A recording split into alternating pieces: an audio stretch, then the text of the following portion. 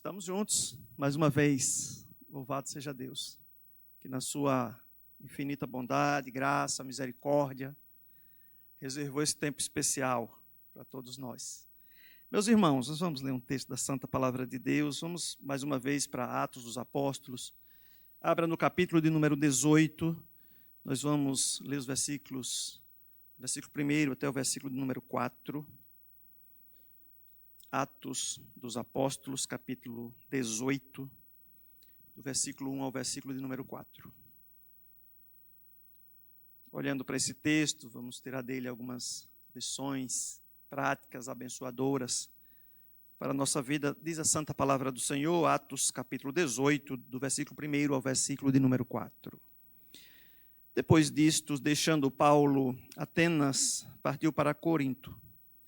Lá encontrou certo judeu chamado Áquila, natural do Ponto, recentemente chegado da Itália com Priscila, sua mulher, em vista de ter Cláudio decretado que todos os judeus se retirassem de Roma. Paulo aproximou-se deles. E posto que eram do mesmo ofício, passou a morar com eles e ali trabalhava, pois a profissão deles era fazer tendas. E todos os sábados discorria na sinagoga, persuadindo tanto judeu como gregos. Meus irmãos, algumas famílias nas Escrituras nos ensinam lições muito preciosas. Eu fico olhando a história de Abraão, nosso irmão missionário, até citou o exemplo de Abraão e Sara sempre juntos, acompanhando na missão. E é, de fato, uma história muito encantadora, porque eles são desafiados a mudar para um lugar que eles não sabem onde é. Como pastor, missionário, eu já morei em mais de uma dezena de casas diferentes, lugares diferentes. Então, mudar para um lugar que a gente já sabe onde é, já viu a casa, já olhou, já é um desafio terrível, ruim, mexer com mudanças, essas coisas. Imagine ir para um lugar que você não sabe quando é que vai chegar, qual é o dia, qual é a hora, onde é o mesmo lugar. Então, é uma caminhada assim, muito desafiadora. Eu acho que esse casal tem muito a nos ensinar e eu me impressiono com a história deles e o que Deus faz, essa promessa de Deus de abençoar as nações da terra no descendente de Abraão, que é o Senhor Jesus Cristo. Também poderíamos mencionar a família de Josué, um exemplo maravilhoso, em um momento importante para a história do povo de Deus. E Josué toma uma decisão no capítulo 24 do seu livro, versículo número 15, quando ele diz: eu e minha casa serviremos ao Senhor. Então veja o chefe da família fazendo uma declaração extremamente necessária, forte, desafiadora, dizendo ao povo: vocês tomem a decisão de vocês, escolham os deuses que vocês querem seguir. Eu e minha casa serviremos ao Senhor. Essa decisão, esse comprometimento, não é? Alguém que se posiciona, geralmente quem se posiciona influencia. Geralmente é assim. E esse homem toma essa decisão, né, importante, corajosa, de dizer: eu e a minha casa serviremos ao Senhor. Acho isso um desafio muito importante para o nosso tempo, para os nossos dias. Tomarmos uma decisão, termos uma postura clara daquilo que queremos para nós e para a nossa família. Importante demais. Poderíamos falar da família de Noé, instrumento de Deus para a preservação da espécie humana na terra. Não é uma família que trabalha unida, que faz uma arca, em um tempo muito parecido com o nosso. Maldade sobre a terra, descrença de todos os lados, zombaria. E essa família permanece unida num propósito dado por Deus. E eles são esses instrumentos, né, que Deus se utiliza para recomeçar uma nova criação. É algo maravilhoso. Quando a gente chega no Novo Testamento, também algumas famílias, onde eu citei Lídia, né, que se converte, acolhe missionário na sua casa, é uma mulher extremamente generosa, uma família acolhedora. Poderíamos pensar numa família que teve uma experiência sobrenatural com Deus, algo extraordinário, vivido em Atos dos Apóstolos, capítulo 10, pela família de Cornélio. Depois Pedro vai se reportar a esse acontecimento dizendo: o Espírito Santo desceu sobre ele da mesma maneira que desceu sobre nós. Então, uma família que experimenta o poder de Deus, a manifestação graciosa de Deus, que se torna uma referência para outras famílias gentílicas.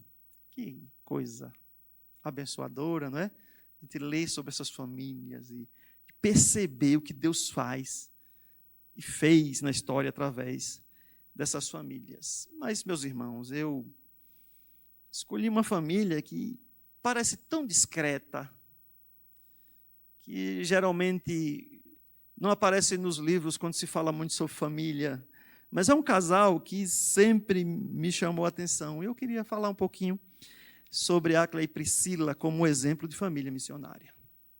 Eu acho que o capítulo 18 tem algumas pistas de como eles vão agindo, como as coisas vão se descortinando, se desenrolando, e como eles vão abençoando e servindo a Igreja de Cristo na Terra. E eu queria falar um pouquinho sobre esse modelo de família missionária, Áquila e Priscila.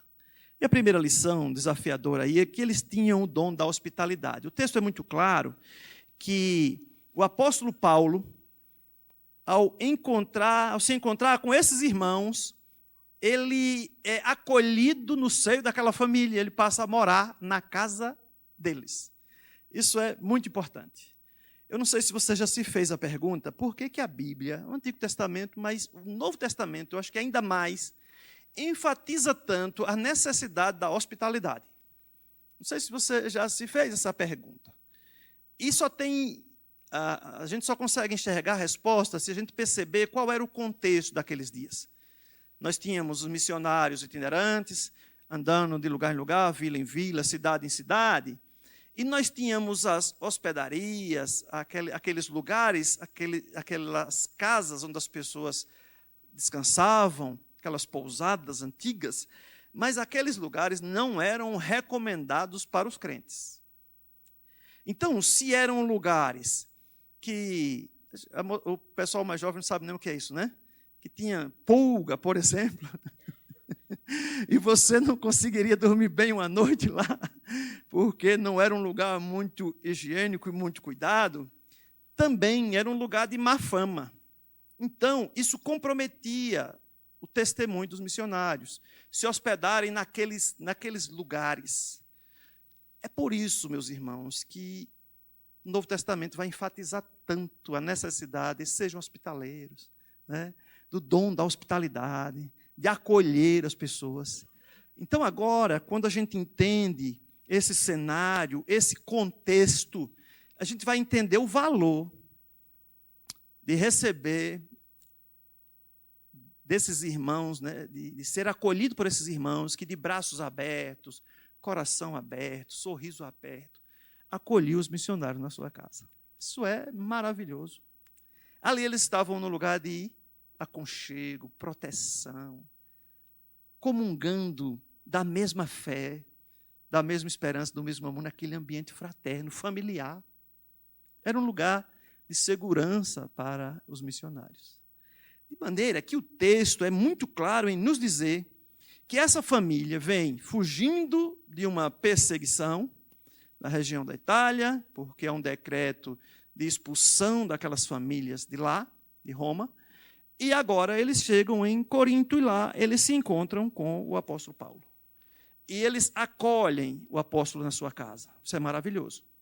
Mas o texto nos dá mais um detalhe muito curioso, né? Eles tinham a mesma profissão do apóstolo Paulo, fazedores de tendas. Então, eles falavam a mesma linguagem.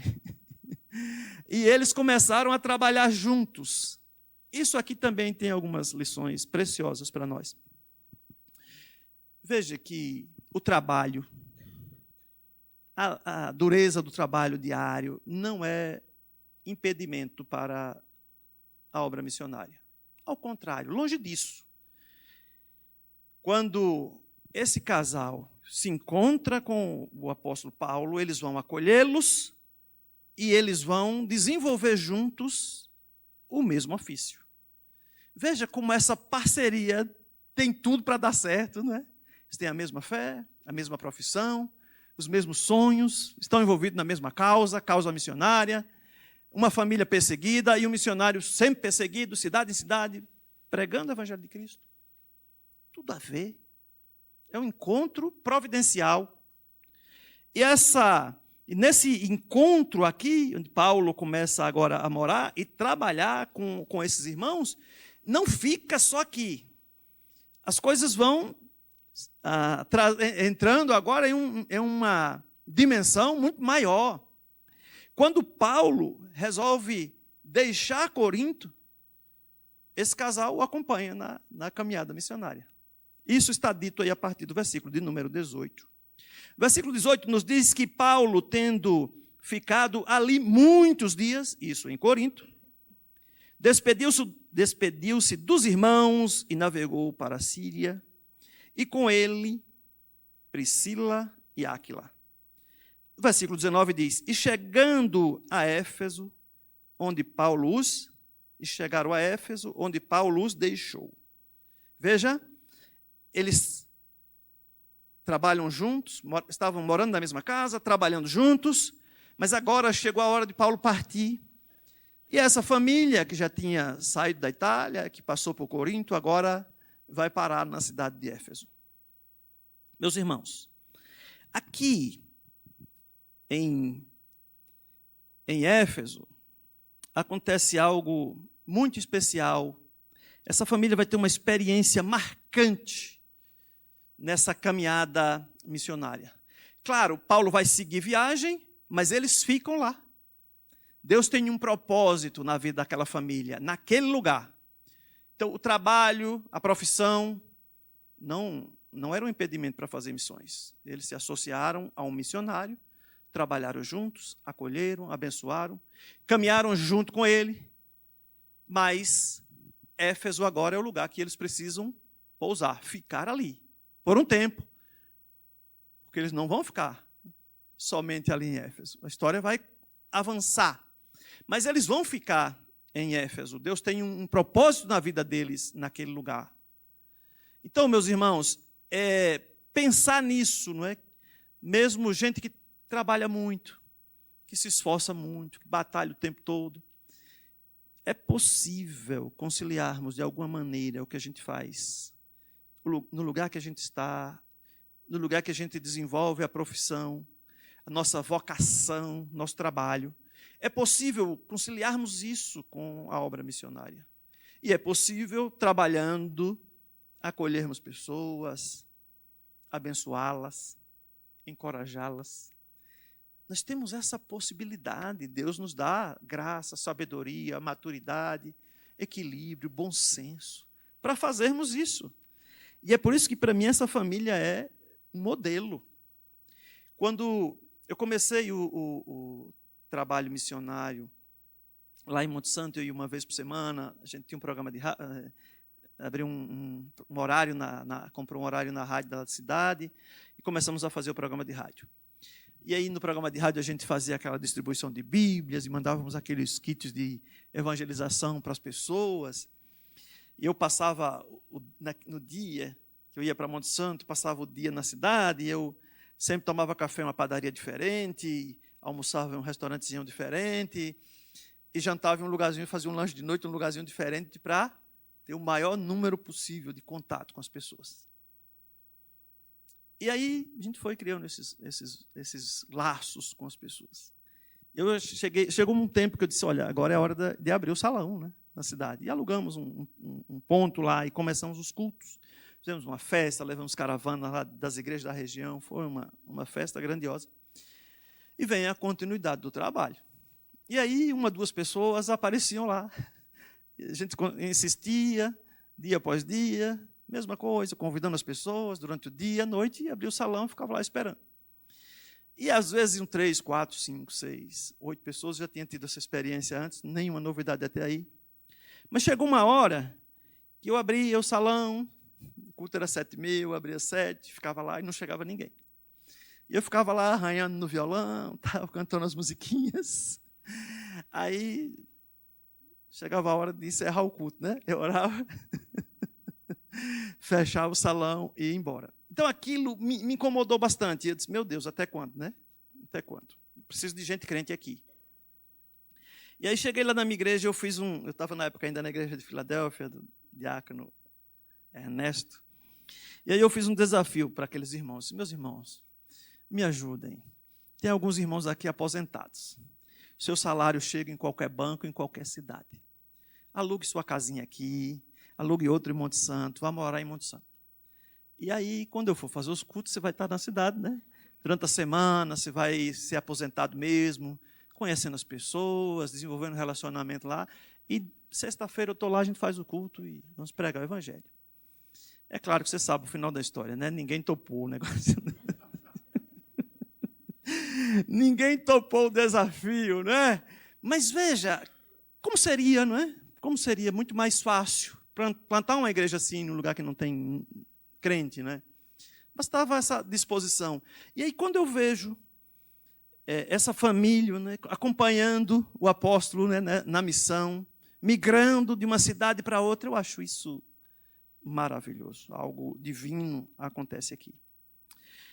Mas, meus irmãos, eles chegam, então, ficam em Éfeso, e agora essa família vai desenvolver ou demonstrar uma outra habilidade, um outro dom que Deus dá a eles. Eles são um exemplo de família missionária, eles têm o dom do acolhimento, já provaram isso, têm o dom do serviço, né? Abençoar, eles já fizeram isso. E agora eles vão demonstrar um dom que eles têm de exortação, de encorajamento, de ensino, de encorajamento, de consolo, de correção, exortação fiel. É gente disposta a corrigir rotas, a identificar dificuldades, embaraços e mostrar aquilo que é correto fazer. Eu estou falando aí a partir do versículo de número 24, é um texto belíssimo que nós temos diante de nós. A partir do versículo 24 diz: ora, chegou a Éfeso certo judeu chamado Apolo, natural de Alexandria, homem eloquente, poderoso nas Escrituras. Era ele instruído no caminho do Senhor e, sendo fervoroso de espírito, falava na sinagoga com precisão as coisas concernentes a Jesus, conhecendo, entretanto, somente o batismo de João. Ele começou a falar ousadamente na sinagoga, mas quando Priscila e Áquila o ouviram, levaram-no consigo e expuseram com mais precisão o caminho de Deus. Veja, uma família que exorta, que corrige, discipuladora. Eles que já haviam acolhido o apóstolo Paulo, agora, quando eles veem esse homem eloquente, poderoso nas palavras, pregando na sinagoga, eles sentem falta de alguma coisa. O texto não nos dá muitos detalhes. O fato é que Apolo ainda estava muito preso ao batismo de João. A gente tem algumas pistas, né? João nunca fez discípulo para si mesmo. João sempre fez discípulos para o Senhor Jesus. Evangelho de João, capítulo 1, versículo 29, quando João Batista vê Jesus, ele diz: eis o Cordeiro de Deus que tira o pecado do mundo. João começa então a apontar para Jesus, pregar Jesus, e os discípulos de João necessariamente são discípulos de Jesus, eles vão seguir a Jesus. Mas veja que Apolo parece que perdeu algumas aulas lá com João e ainda está preso no batismo de João. Provavelmente, e essa talvez seja aqui a ponte que ele não conseguiu fazer, que mesmo falando de Jesus, ele não tinha muita clareza que o Jesus que morreu na cruz era o Messias. Provavelmente ele ainda está esperando. Ele fala, mas talvez ainda com uma expectativa de que o Messias virá. E ele já veio, já morreu, já ressuscitou.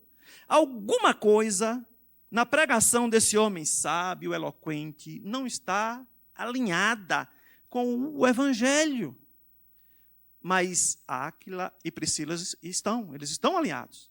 Então o que é que eles fazem? Levam para sua casa o Apolo. Eles vão agora tratar com ele.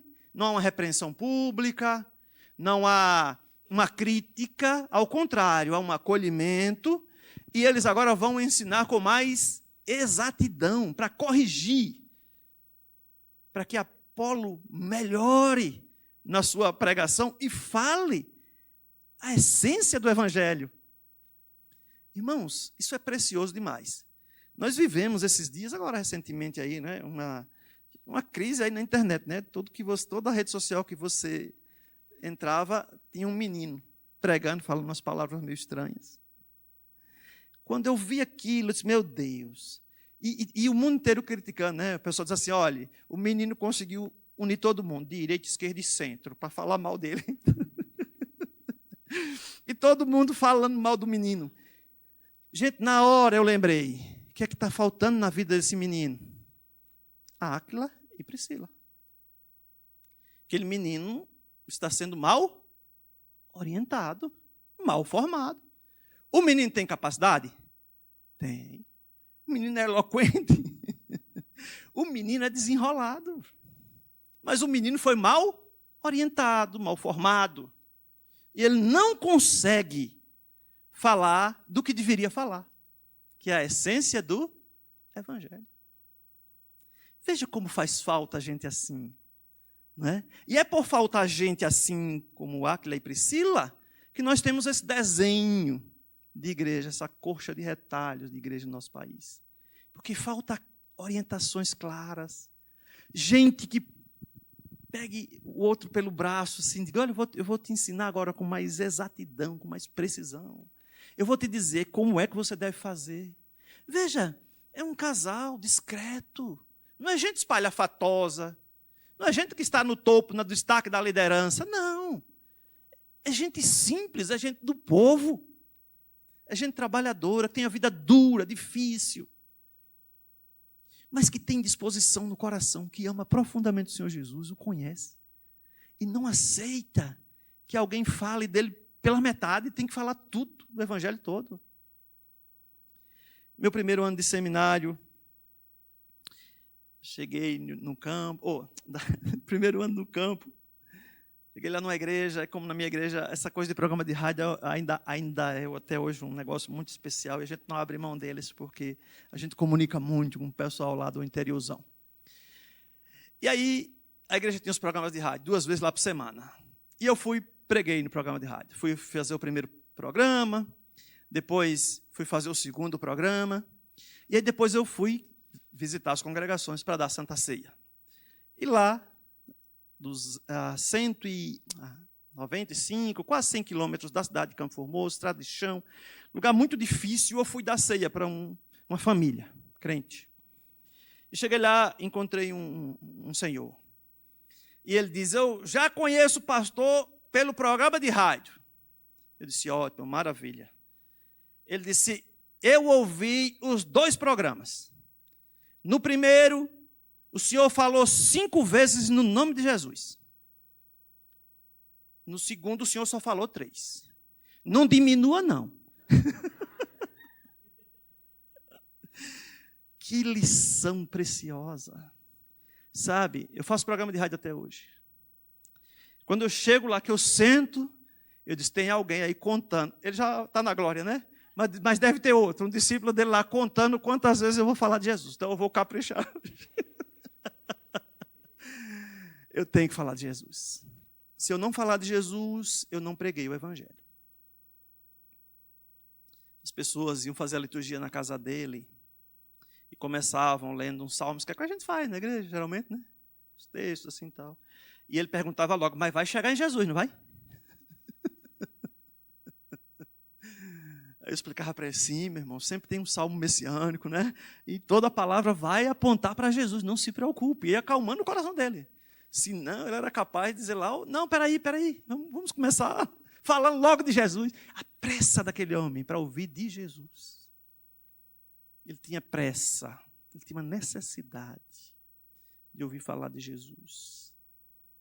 Meus irmãos, sabe o que vai acontecer aqui? Essa correção é tão importante na vida de Apolo. Esse homem vai desenvolver o seu ministério e ele vai continuar pregando o Evangelho de Deus. E Jesus vai ser o centro da pregação da mensagem, o centro da pregação de Apolo vai ser o Senhor Jesus Cristo.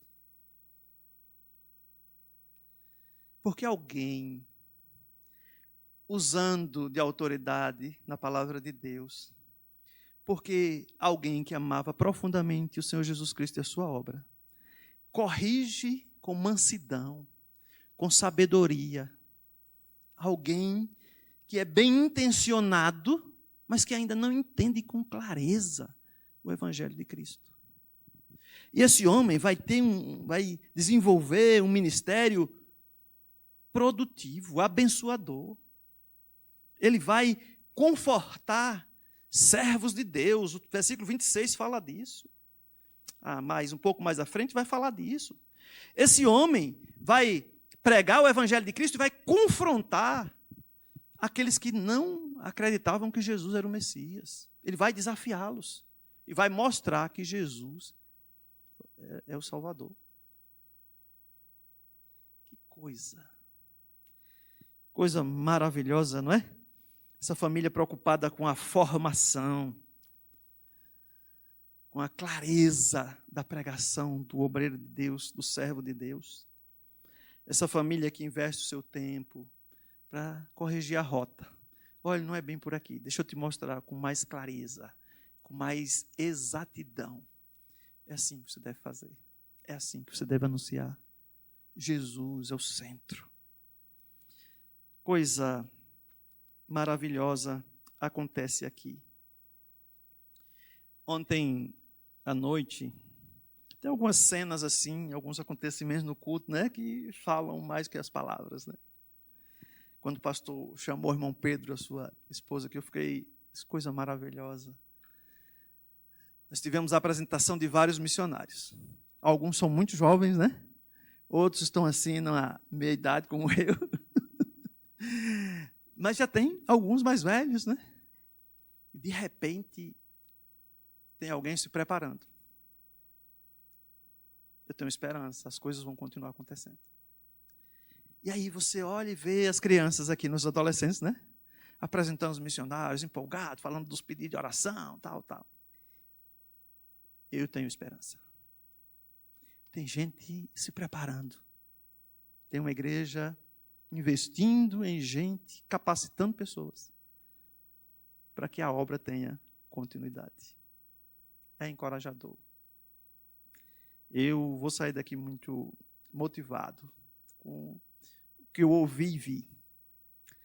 Eu tenho esperança. Nós temos tantas coisas para fazer, não é? Deus está fazendo. Deus está fazendo. Eu falei da pregação de Apolo, está no versículo 27, parte B do verso, ele diz: e tendo ele chegado a Acaia, auxiliou muitos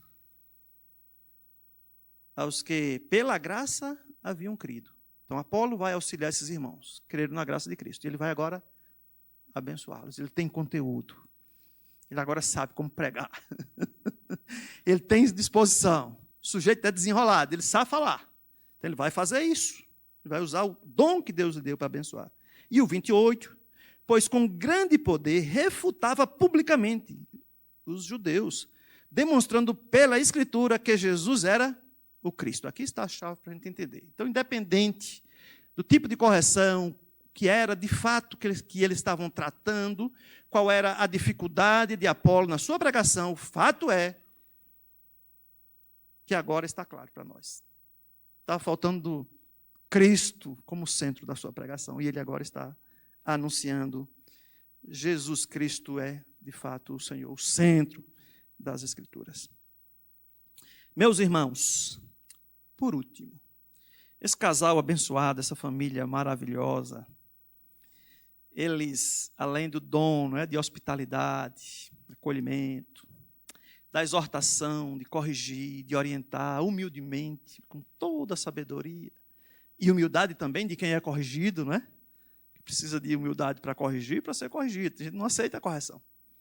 Mas com Apolo era crente, então ele aceita a correção. E ele melhora. E ele abençoa. E agora eles demonstram o dom do ensino. Não está mais aí no capítulo 13, no capítulo 18. Eu queria que você abrisse a sua Bíblia em Romanos capítulo 16. Romanos 16 termina com a saudação do apóstolo Paulo a várias famílias, não é? Pessoas que ele conheceu pelo caminho, irmãos, irmãs. E aí nos versículos 3, 4 e 5, Paulo vai nos falar e vai fazer uma saudação. A família voltou para Roma. Então, é uma família missionária, né? Saem de Roma, vão para Corinto, vão para Éfeso, mas voltaram. Tá? E Paulo faz uma saudação belíssima aí a eles. Saudai versículo 3, Romanos 16, saudai a Priscila e a Áquila, meus companheiros em Cristo, ou em Cristo Jesus. Companheiros de caminhada, gente que marcou a vida do apóstolo, os quais, pela minha vida, expuseram as suas cabeças. Porque não só eu lhes agradeço, mas também todas as igrejas dos gentios. Esse episódio também nós não temos detalhe nas Escrituras, mas alguma coisa aconteceu. Paulo sempre foi perseguido, chicoteado, preso, de alguma maneira, alguma coisa aconteceu que esse casal, como a gente diz, né, tomou as dores do apóstolo e não se expôs para que ele não sofresse o dano. Então, Paulo está dizendo, eu sou muito grato porque eles colocaram a vida em risco para defender a minha vida. Eu olho para essa família e vejo gente aqui que tem esse amor sacrificial. Alguém que está disposto a se sacrificar pelo bem do outro. Meus irmãos, é gente crente, né? Onde foi que a gente perdeu isso, hein?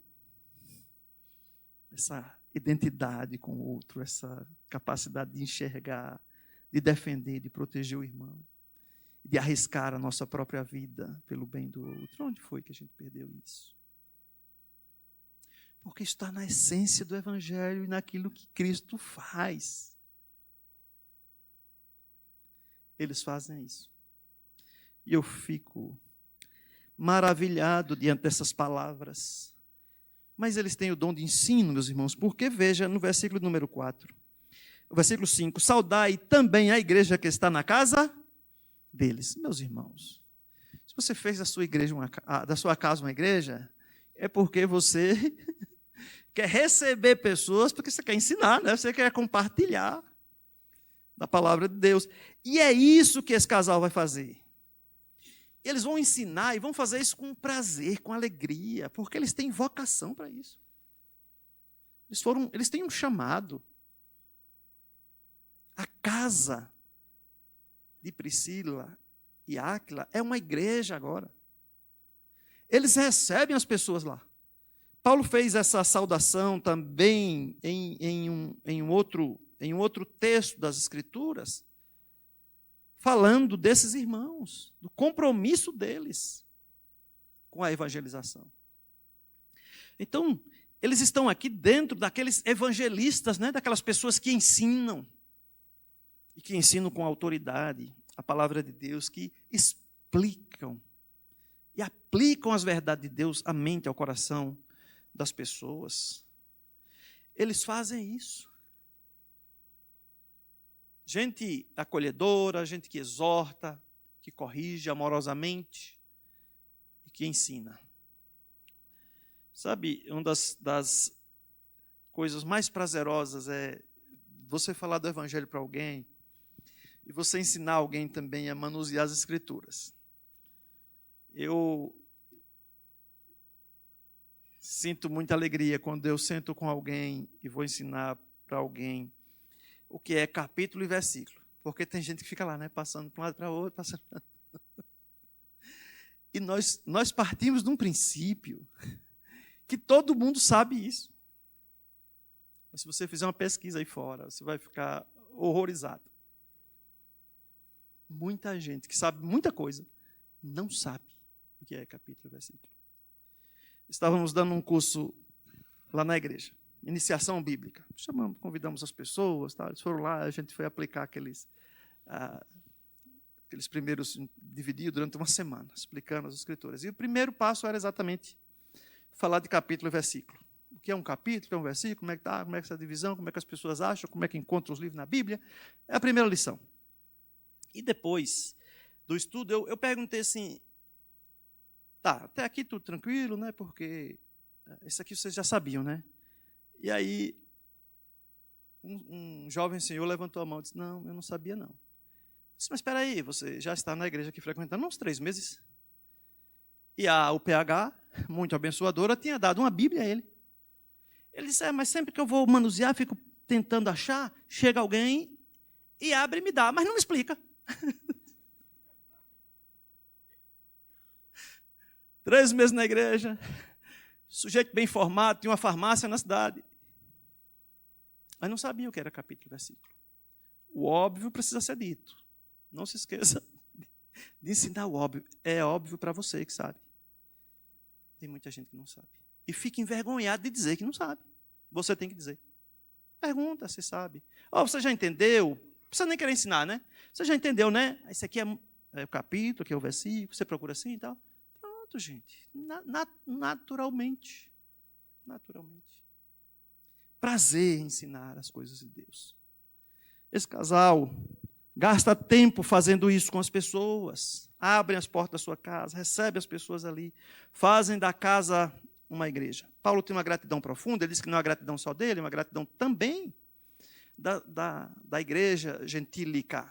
Seguramente esses crentes gentios sabiam da história, né?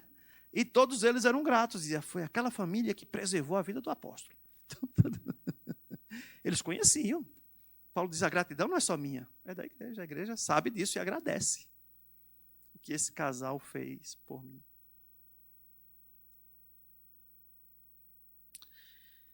Temos alguns desafios, meus irmãos, diante de nós. Gente envolvida aí com muita coisa, cidade grande, trânsito. Eu me estresso menos, né? Porque eu não tenho esse trânsito, né? Eu tenho mais qualidade de vida nesse sentido. Não perco esse tempo que vocês perdem aqui, né? No trânsito e tal. Então eu me estresso menos. Então, com tudo isso, mas com tudo isso, é possível.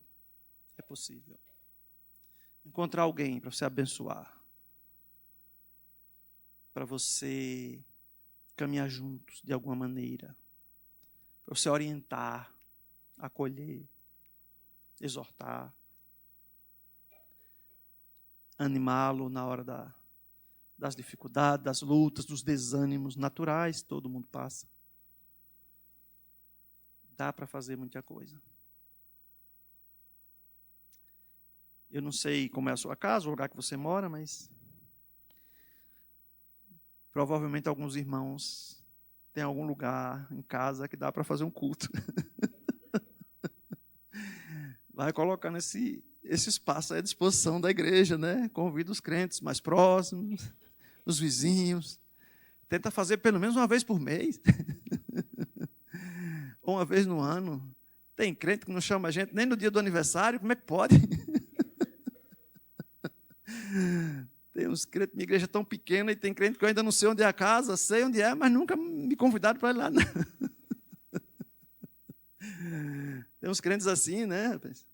Não consegue abrir a porta da casa. Quando abre a porta da casa, não abre o sorriso, não abre a porta da cozinha, nem da geladeira.